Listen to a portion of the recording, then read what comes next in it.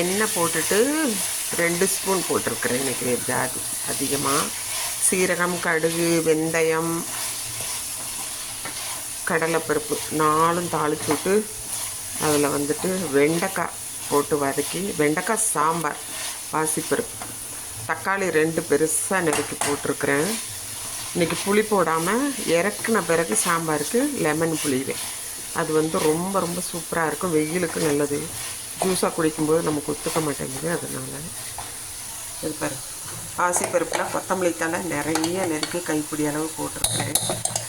அதனால் இன்றைக்கி வந்து இப்படி இன்றைக்கி வந்துட்டு என்ன ஃப்ளேவர்னால் பூண்டு ஃப்ளேவர். இங்கே பாரு எப்படி தேங்காய் எண்ணெயிலேயே பூண்டை போட்டு வறுத்து எல்லாத்துக்கும் இதுதான் யூஸ் பண்ணுறேன். பீஸாவுக்கு இதுக்கு எல்லாத்துக்குமே ஸ்டஃப் பண்ணுறதுக்கு அங்கங்கே வைக்கிறதுக்கு இதுதான் நான் யூஸ் பண்ணுறேன். சிக்கனுக்கும் கூடி சரியா. இதுதான் நான் காமிக்கணும்னு நினச்ச, காய்ச்சும் போது விட்டுட்டேன். பாருங்க அப்படியே போட்டேன் 6-7 பூண்டை எண்ணெயோடு. தீந்துருச்சு, நீ வறுத்துக்கலாம்.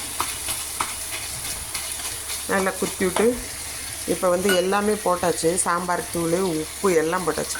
தண்ணி ஊற்றுறேன், வதக்கியாச்சு. இந்த தண்ணியில் வெந்த பிறகு மறுபடியும் எடுத்து குக்கருக்கு மாற்றி சூப்பராக இருக்கும் இந்த பாசிப்பருப்பு சாம்பார். இது போல் செய்து பாருங்கள்.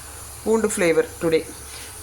காயம் போட்டு தீர்ந்து போச்சு. அது வாங்க போகிறதுக்கெல்லாம் எனக்கு இல்லை, வேண்டாம். அதனால் எப்படின்னா இந்த மாதிரி மலம்பூண்டு வாங்கி உரிச்சு வச்சுருக்கேன் இந்த வாட்டி, கடையில் வாங்காமல். இது இன்றைக்கி எண்ணெயில் தான் இது பண்ண போகிறேன். 3 பாட்டில் இது மாதிரி.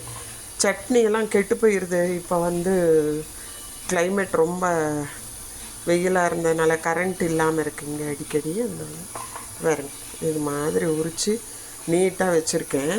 உடனே ஆயிலில் போட்டு ஃப்ரை பண்ணி வச்சிட்டிங்கன்னா ஒன்றுமே ஆகாது.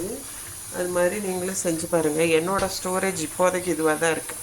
காலத்தை பொறுத்து தான். ஏன்னா இப்போ வந்து நேற்று நைட்லாம் பயங்கர குளிர். சென்னை அந்த பக்கம்லாம் மழை பெய்யறதுனால தமிழ்நாட்டில் இங்கே இந்த வாடக்காற்று இந்த வழியாக வீசுறதுனால இங்கே ஒன்றும் மழை இல்லை, மோடம் போட்டுட்டு இடக்கு பெங்களூரில். அவ்வளோதான். இப்போ வந்து இது கொதிச்சிட்ருக்கு, கொஞ்சம் நேரம் வேகட்டும். வெந்ததுக்கப்புறம் எடுத்து குக்கருக்குள்ளாரையே போட்டுட்டு அப்போ தான் நமக்கு சூடு பண்ணுறதுக்கு ஈஸி. ஹாட் பேக்கில் போட்டு ஹாட் பேக்கை கழுவி அதை இதை பண்ணி, அதனால் லீவ் டைம் தானே இது போல். இது இப்போ வேகிறதுக்கு டைம் கொடுக்கணும். அதுக்கப்புறம் எடுத்து குக்கரில் மிக்ஸ் பண்ணணும். செய்து முடிச்சுட்டு காமிக்கிறேன் உங்களுக்கு. ஓகே. லெமன் புளியணும், அவ்வளோதான். 1/2 லெமன் புளிஞ்சால் போதும். ஒரு பெரிய லெமனில் 1/2 லெமன் புளிஞ்சால் போதும். புளிப்பு பிடிக்கிறவங்களா 1 லெமன் குழம்பை இறக்கி வச்சுட்டு தான் புளியணும். புளிஞ்சிட்டு கலக்கி விட்டால் போதும். ஓகே. பை ஃபார் வாட்சிங்.